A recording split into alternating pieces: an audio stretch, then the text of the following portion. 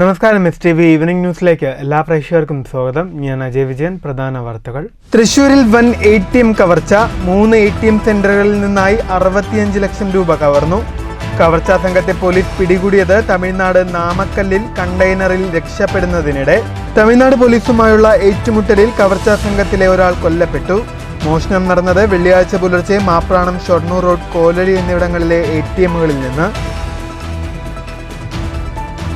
നിർമ്മാണ പ്രവർത്തനങ്ങൾ പൂർത്തീകരിച്ചിട്ടും Palakkad municipal bus stand പൊതുജനങ്ങൾക്ക് തുറന്നുകൊടുക്കാത്തതിൽ പ്രതിഷേധം ശക്തമാക്കി ബ്ലോക്ക് കോൺഗ്രസ്. പ്രവർത്തകരുടെ നേതൃത്വത്തിൽ പാലക്കാട് നഗരസഭയിലേക്ക് വാഴപ്പിണ്ടിയുമായി സമരം. നഗരസഭ അമാന്തം തുടർന്നാൽ ബസ് സ്റ്റാൻഡ് തുറന്നുകൊടുക്കാൻ കോൺഗ്രസ് നിർബന്ധിതമാകുമെന്ന് DCC president A. Thankappan. Pattambi taluk ആശുപത്രിയിലെ ഡയാലിസിസ് കേന്ദ്രത്തിനായുള്ള കാത്തിരിപ്പ് നീളുന്നു. ഡയാലിസിസ് കേന്ദ്രം ഉടൻ ആരംഭിക്കുമെന്ന ആരോഗ്യമന്ത്രിയുടെ പ്രഖ്യാപനം വാഗ്ദാനം മാത്രമായി. ഡയാലിസിസ് കേന്ദ്രം വൈകുന്നതിൽ അതൃപ്തി പ്രകടിപ്പിച്ച് പട്ടാമ്പി നഗരസഭാ ഭരണസമിതി. കേരളത്തിന്റെ പുരോഗമന മതനിരപേക്ഷ നിലപാടുകളെ തകർക്കുന്ന സമീപനമാണ് കേന്ദ്ര സർക്കാർ സ്വീകരിച്ചു വരുന്നതെന്ന് DYFI സംസ്ഥാന പ്രസിഡന്റ് V. വസീഫ്. കേരളത്തിന്റെ സ്വപ്ന പദ്ധതിയായ K-റെയിലിന് തുരങ്കം വെക്കാനായി ആരംഭിച്ച വന്ദേ ഭാരതിന്റെ അവസ്ഥ എന്തായെന്ന് ഇടതുവിരുദ്ധർ പറയണമെന്നും V. വസീഫ്. റെയിൽവേ അവഗണന ആരോപിച്ച് ഒലവക്കോട് റെയിൽവേ സ്റ്റേഷനിലേക്ക് DYFI മാർച്ച്. വാർത്തകൾ വിശദമായി. തൃശൂരിൽ ATM കവർച്ച നടത്തിയ സംഘം തമിഴ്നാട്ടിൽ വെച്ച് പിടിയിലായി. കണ്ടെയ്നർ ലോറിയിൽ രക്ഷപ്പെടുന്നതിനിടെ നാമക്കല്ലിന് സമീപമാണ് 6 അംഗ സംഘം തമിഴ്നാട് പോലീസിന്റെ പിടിയിലായത്. പ്രതികളെ പിടികൂടുന്നതിനിടെ ഉണ്ടായ ഏറ്റുമുട്ടലിൽ പ്രതികളിൽ ഒരാൾ പോലീസിന്റെ വെടിയേറ്റ് മരിച്ചു. ഒരു പോലീസുകാരനും പരിക്കേറ്റു. മോഷണത്തിനായി ഉപയോഗിച്ച കാറും മോഷ്ടിച്ച 65 ലക്ഷം രൂപയും കണ്ടെയ്നർ ലോറിക്കുള്ളിൽ നിന്നും കണ്ടെത്തി.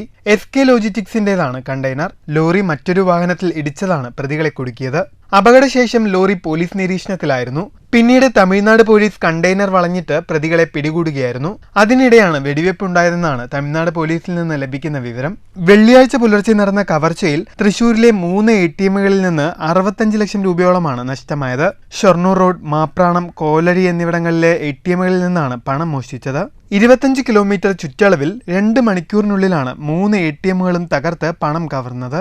ATMകൾക്ക് മുൻപിലെ CCTV ക്യാമറകൾക്കുമേൽ കറുപ്പ് നിറത്തിലുള്ള പെയിന്റ് അടിക്കുകയും സെക്യൂരിറ്റി അലാറം അടക്കം നശിപ്പിക്കുകയും ചെയ്തിട്ടാണ് മോഷണം നടത്തിയത്.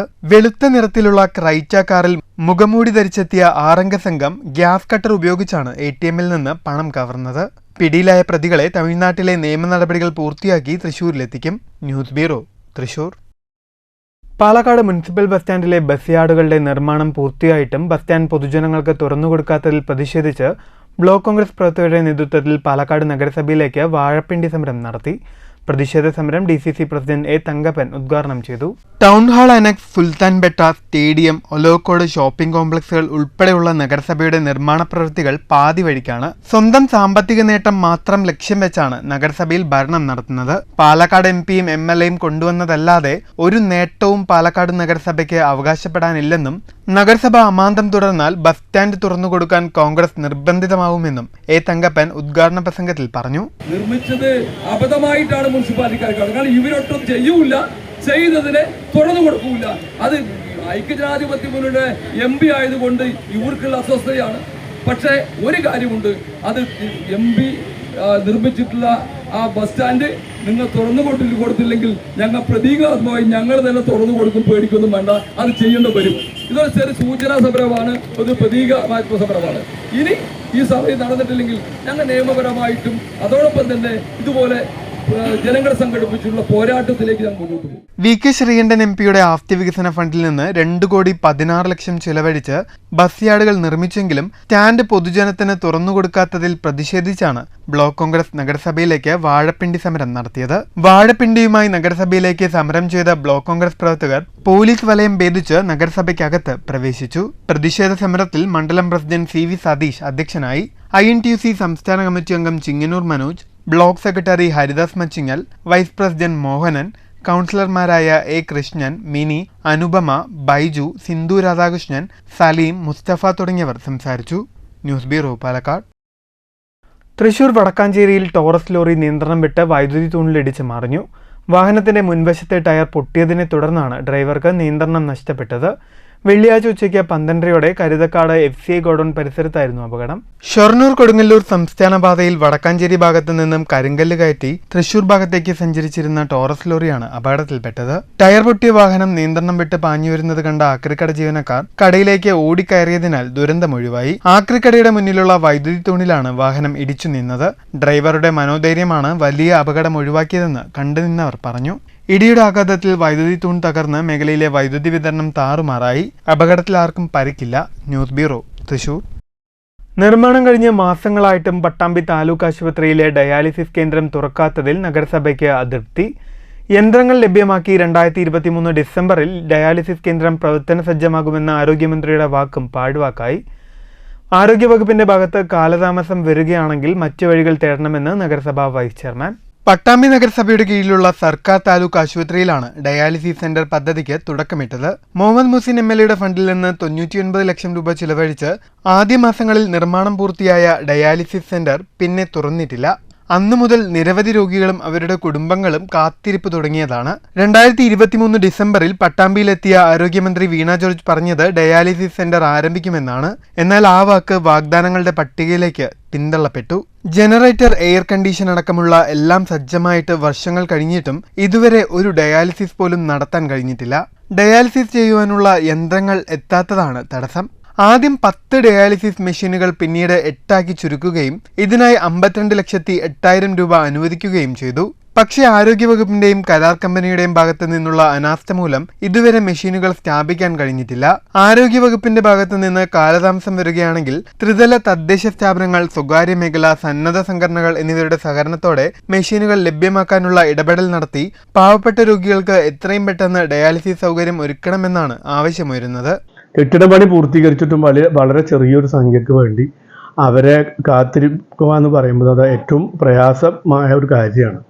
കാരണം സാധാരണക്കാരായ ആളുകളുടെ ജീവനും സ്വത്തിനും സംരക്ഷണം നൽകണമെന്ന് നമ്മുടെയൊക്കെ ഉത്തരവാദിത്തം എന്ന് പറയുന്നത്. ആ ഉത്തരവാദിത്തം സമയബന്ധിതമായി നിർവഹിക്കണം എന്നാണ് ഞങ്ങളൊക്കെ ആഗ്രഹിക്കുന്നത്. ഒരു പക്ഷേ ഈ ജില്ലാ മെഡിക്കൽ ഓഫീസറുടെ ഭാഗത്തുനിന്ന് അത് ഇനിയും കാലതാമസം ഉണ്ടെങ്കിൽ ഏതെങ്കിലും പ്രൈവറ്റ് ആയിട്ടുള്ള ആളുകളടക്കം ഇതിൻ്റെ മിഷനറി തരാൻ സന്നദ്ധരായിട്ടുണ്ട്. അതല്ലെങ്കിൽ ത്രിതല പഞ്ചായത്ത് സംവിധാനങ്ങളുടെ ഈ നിയോജകമണ്ഡലത്തിലെ എല്ലാ പഞ്ചായത്തുകളിലും ഉള്ള വൃക്കരോഗികൾക്ക് ആവശ്യമായതാണ് ഈ ഡയാലിസിസ് യൂണിറ്റ് എന്ന് പറയുന്നത്. മെഷീനുകൾ എത്തിയാലും ആവശ്യത്തിന് ജീവനക്കാരെയും ഡോക്ടർമാരെയും നിയമിച്ചാലേ കേന്ദ്രം പ്രവർത്തന സജ്ജമാകുകയുള്ളൂ. നിലവിൽ സമീപത്ത് സൗജന്യ ഡയാലിസിസ് നടക്കുന്ന ചാലിശ്ശേരി സാമൂഹികാരോഗ്യ കേന്ദ്രത്തിലും ഒറ്റപ്പാലം താലൂക്ക് ആശുപത്രിയിലും രോഗികളുടെ കാത്തിരിപ്പാണ്. പട്ടാമ്പിയിലെ ഡയാലിസിസ് കേന്ദ്രം പ്രവർത്തന സജ്ജമാക്കുകയാണെങ്കിൽ നിരവധി രോഗികൾക്ക് വലിയൊരു ആശ്വാസമാകും. News bureau, Pattambi. പരിസര ശുചിത്വത്തിന്റെ ആവശ്യകത വിളിച്ചോതി പാലക്കാട് നഗരസഭയുടെ ആഭിമുഖ്യത്തിൽ ശുചിത്വ മാരത്തൺ സംഘടിപ്പിച്ചു. മാരത്തൺ നഗരസഭാ ചെയർപേഴ്സൺ പ്രമീള ശശിധരൻ ഉദ്ഘാടനം ചെയ്തു. താരേക്കാട് മുതൽ നഗരസഭ വരെയായിരുന്നു ശുചിത്വ മാരത്തൺ സംഘടിപ്പിച്ചത്. പരിസര ശുചിത്വ സന്ദേശം വൈസ് ചെയർമാൻ E. കൃഷ്ണദാസ് നൽകി. പരിസര ശുചിത്വത്തിൽ വീഴ്ച വരുത്തുന്നവർക്കെതിരെ വിട്ടുവീഴ്ചയില്ലാത്ത നടപടി സ്വീകരിക്കുമെന്ന മുന്നറിയിപ്പും മാരത്തൺ നൽകി. നഗരപരിധിയിലെ വിദ്യാർത്ഥികൾ, ഹരിതകർമ്മസേന അംഗങ്ങൾ എന്നിവർ മാരത്തണിൽ പങ്കാളിയായി. ആരോഗ്യ സ്റ്റാൻഡിംഗ് കമ്മിറ്റി ചെയർമാൻ സ്മിതേഷ്, കൗൺസിലർമാരായ മിനി ബാബു, അനുപമ തുടങ്ങിയവർ പങ്കെടുത്തു. News bureau, Palakkad. ഷൊർണൂർ നഗരസഭയിൽ മാലിന്യമുക്തം നവകേരളം ജനകീയ ക്യാമ്പയിനിന്റെ ഭാഗമായി നഗരസഭാതല നിർവഹണ സമിതി രൂപീകരണ യോഗം ചേർന്നു. നഗരസഭാ ചെയർമാൻ MK ജയപ്രകാശ് യോഗം ഉദ്ഘാടനം ചെയ്തു. സ്വച്ഛതാ ഹി സേവ പദ്ധതിയുടെ ഭാഗമായി വരും ദിവസങ്ങളിൽ ഷൊർണൂർ നഗരസഭാ പരിധിയിലെ വിവിധ പ്രദേശങ്ങളിൽ വിപുലമായ ശുചീകരണ പ്രവർത്തനങ്ങൾ നടത്താൻ യോഗത്തിൽ തീരുമാനം. വ്യാപാര സ്ഥാപനങ്ങളുടെയും വിദ്യാലയങ്ങളുടെയും സർക്കാർ സ്ഥാപനങ്ങളുടെയും മുന്നിൽ മാലിന്യം നിക്ഷേപിക്കുന്നതിനായി വേസ്റ്റ് ബിന്നുകൾ സ്ഥാപിക്കുന്ന നടപടികൾ നഗരസഭയുടെ ഭാഗത്തുനിന്ന് ഉടൻ ഉണ്ടാകുമെന്ന് ഉദ്ഘാടന ചടങ്ങിൽ നഗരസഭാ ചെയർമാൻ MK ജയപ്രകാശ് പറഞ്ഞു. അപ്പോൾ ഇങ്ങനെ നമ്മൾ ഈ ബോധവൽക്കരണവും കാര്യങ്ങളും എല്ലാം നടത്തി വേസ്റ്റിനെ മുഴുവനായിട്ട് കൺട്രോൾ ചെയ്യാൻ സാധിക്കുക എന്നുള്ളത് വളരെ പ്രധാനപ്പെട്ട ഒരു ദൗത്യമാണ്. ഇപ്പോൾ നമ്മൾ ആവശ്യപ്പെട്ടിട്ടുള്ള കാര്യമാണ് ഈ കച്ചവട സ്ഥാപനങ്ങളുടെ മുന്നിൽ ഒരു വേസ്റ്റ് ബിൻ സ്ഥാപിക്കുക. അങ്ങനെ വരുമ്പോൾ ആ കടയുടെ മുന്നിൽ നിന്ന് വാങ്ങുന്ന മിഠായി കടലാസായാലും മറ്റ് ആവശ്യം ഉപേക്ഷിക്കേണ്ട കടലാസുകളായാലും അവിടെ ആ വേസ്റ്റ് ബാസ്ക്കറ്റിലിട്ടാണ്.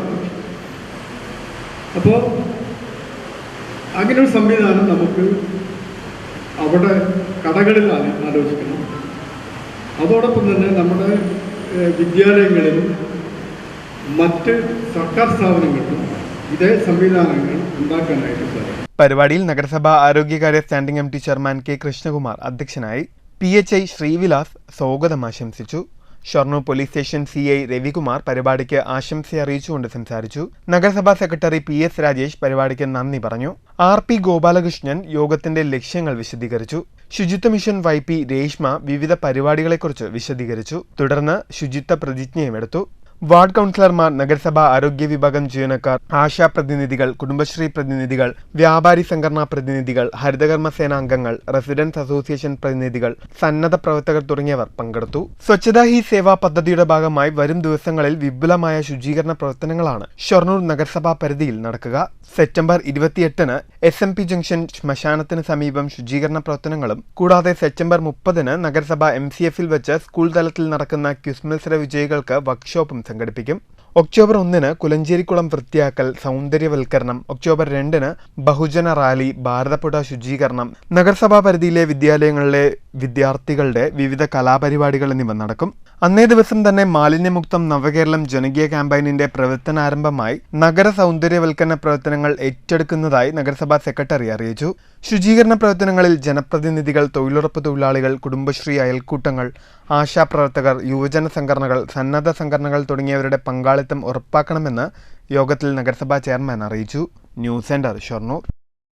തൃശൂർ കയ്പമംഗലത്ത് ഇറീഡിയം തട്ടിപ്പുമായി ബന്ധപ്പെട്ട് കോയമ്പത്തൂർ സ്വദേശിയെ മർദ്ദിച്ചു കൊലപ്പെടുത്തി ആംബുലൻസിൽ ഉപേക്ഷിച്ച കേസിൽ പിടികൂടിയ 9 പ്രതികളുടെയും അറസ്റ്റ് രേഖപ്പെടുത്തി.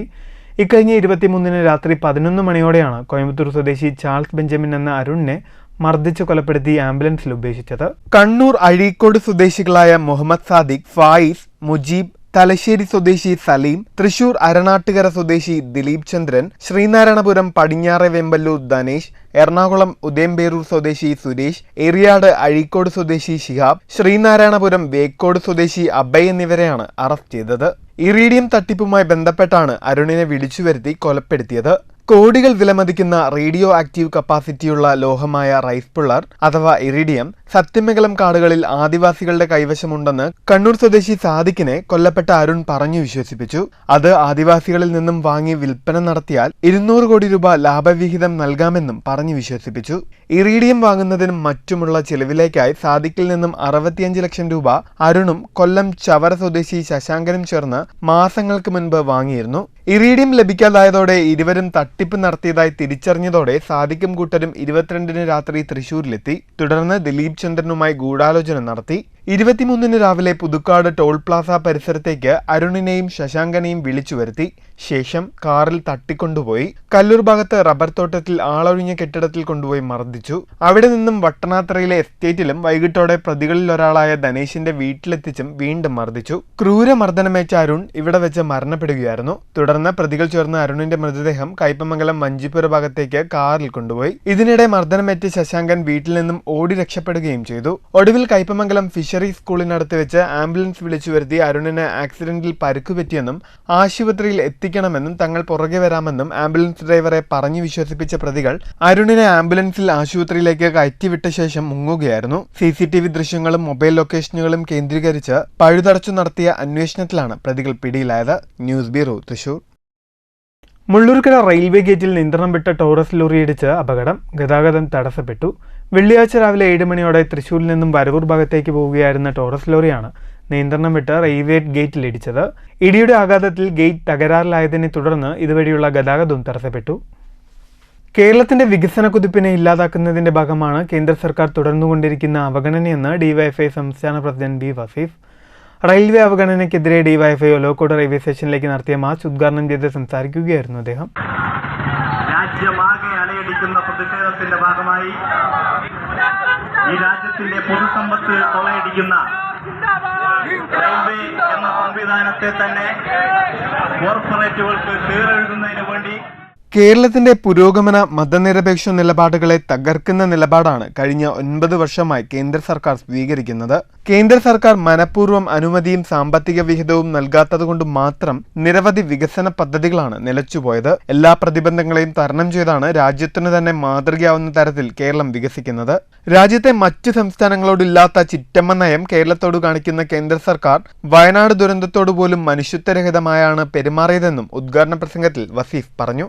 റെയിൽവേയുടെ ഭൂമി നമ്മൾ കണ്ടു. ഈ സ്വകാര്യ വ്യക്തികൾക്ക് പതിച്ചു കൊടുക്കുന്ന കാഴ്ച നമ്മൾ കണ്ടുകൊണ്ടേയിരിക്കുക. റെയിൽവേയും ഘട്ടം ഘട്ടമായി സ്വകാര്യവൽക്കരിക്കാൻ തന്നെയാണ് BJP പരിശ്രമിച്ചുകൊണ്ടിരിക്കുന്നത്. ഈ റെയിൽവേ അപ്പാടും മോശമാക്കി ഇത് ജനങ്ങൾക്ക് ഉപകരിക്കുന്ന ഒരു സംവിധാനമല്ല എന്ന് തോന്നിപ്പിക്കുന്ന തരത്തിൽ ജനങ്ങൾ തന്നെ പറയണം ഇത് സ്വകാര്യവൽക്കരിച്ചാലേ മെച്ചപ്പെടൂ എന്ന്. അങ്ങനെ പറയിപ്പിക്കാനുള്ള ശ്രമം നടത്തുന്നത്. ലോക്കോ പൈലറ്റുമാർ മാസങ്ങളോളം സമരത്തിലായിരുന്നു ഇവിടെ. പരിപാടിയിൽ ഡിവൈഎഫ്ഐ ജില്ലാ പ്രസിഡന്റ് R ജയദേവൻ അധ്യക്ഷനായി. ഡിവൈഎഫ്ഐ ജില്ലാ സെക്രട്ടറി KC റിയാസുദ്ദീൻ, സംസ്ഥാന കമ്മിറ്റി അംഗങ്ങളായ ഷിബി കൃഷ്ണൻ, PV രതീഷ്, ജില്ലാ സെക്രട്ടേറിയറ്റ് അംഗങ്ങളായ MA Jithin Raj, R Shanoj, F Kishore, K Shaiju തുടങ്ങിയവർ സംസാരിച്ചു. News bureau, Palakkad. BNI പട്ടാമ്പിയുടെ പുതിയ ഭാരവാഹികൾ ചുമതലയേറ്റു. വരുന്ന 6 മാസം കൊണ്ട് 50 മെമ്പർമാരും 50 കോടിയുടെ ബിസിനസ്സുമാണ് ലക്ഷ്യമെന്ന് ഭാരവാഹികൾ പട്ടാമ്പിയിൽ വാർത്താസമ്മേളനത്തിൽ പറഞ്ഞു. റഫറൽ സംവിധാനത്തിലൂടെ തങ്ങളുടെ ബിസിനസ് വർദ്ധിപ്പിക്കുന്നതിനുള്ള ഒരു മികച്ച പ്ലാറ്റ്ഫോമാണ് ബിസിനസ് നെറ്റ്വർക്ക് ഇന്റർനാഷണൽ. പുതിയ പ്രസിഡന്റായി KC ശ്രീരാജ്, വൈസ് പ്രസിഡന്റായി സോലിഹ് ബിൻ ഹൈദ്രോസ്, സെക്രട്ടറിയായി P ഉണ്ണികൃഷ്ണൻ എന്നിവർ സ്ഥാനമേറ്റു. Senior support director Sathyaprakash, president Sreeraj, vice president Solih bin Hydros, P Unnikrishnan, AP Leena Parameswaran തുടങ്ങിയവർ സംസാരിച്ചു.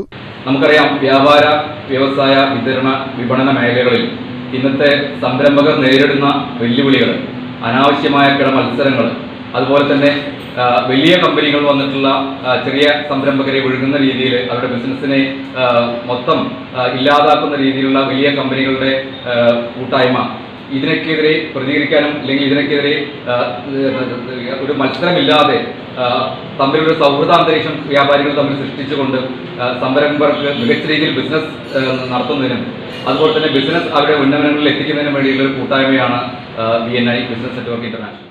മെമ്പർമാരായ അലി അക്ബർ പറമ്പിൽ, K സദാനന്ദൻ, K രതീഷ്, ദിനേശ് കരിമ്പനക്കൽ എന്നിവർ പങ്കെടുത്തു. News bureau, Pattambi. ഗുരുവായൂർ കുന്നംകുളം റോഡിൽ കോട്ടപ്പടി ശവക്കോട്ട സ്റ്റോപ്പിൽ ബൈക്കിടിച്ച് കാൽനട യാത്രക്കാരിയായ യുവതിക്ക് പരിക്ക്. ഇടിച്ച ബൈക്ക് നിർത്താതെ പോയി. അപകടത്തിന്റെ CCTV ദൃശ്യങ്ങൾ പുറത്ത്. ഗുരുവായൂർ ഇരിങ്ങപ്പുറം നെല്ലിക്കുന്നത്ത് കേശവന്റെ മകൾ 28 വയസ്സുള്ള കൃഷ്ണേന്ദുവിനാണ് പരിക്കേറ്റത്. ഇന്നലെ രാവിലെയായിരുന്നു അപകടം.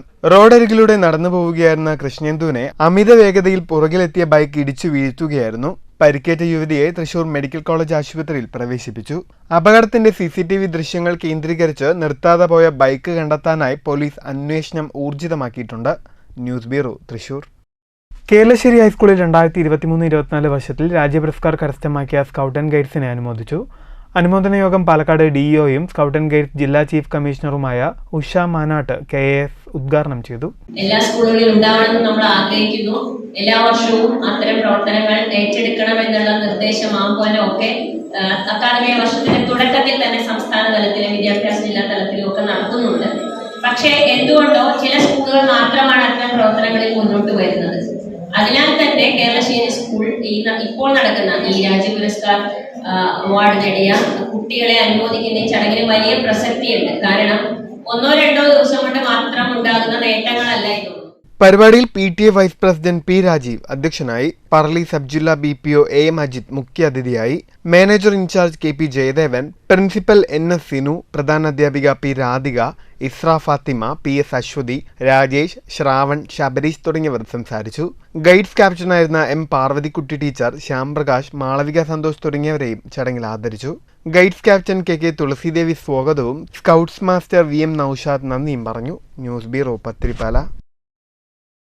കോങ്ങാട് ഹിൽ ആൻഡ് പാർക്കിൽ സുഹൃത്ത് സൗഹൃദ സംഗമം സംഘടിപ്പിച്ചു. നാരങ്ങമിട്ട എന്ന പേരിൽ സംഘടിപ്പിച്ച സുഹൃത്ത് സംഗമത്തിൽ 100ഓളം സുഹൃത്തുക്കൾ കുടുംബസമേതം പങ്കെടുത്തു. ഫസിലു കോങ്ങാട്, CN ശിവദാസൻ, റഹ്മാൻ കോങ്ങാട്, ബാലകൃഷ്ണൻ, സമന്വയ, FB ജയദേവൻ, സുന്ദരൻ കോങ്ങാട്, സുലൈമാൻ ഹാജി, KR ഹരിദാസ് തുടങ്ങിയവർ നേതൃത്വം നൽകി. തുടർന്ന് വിവിധ കലാപരിപാടികളും ഓണസദ്യയും ഉണ്ടായി.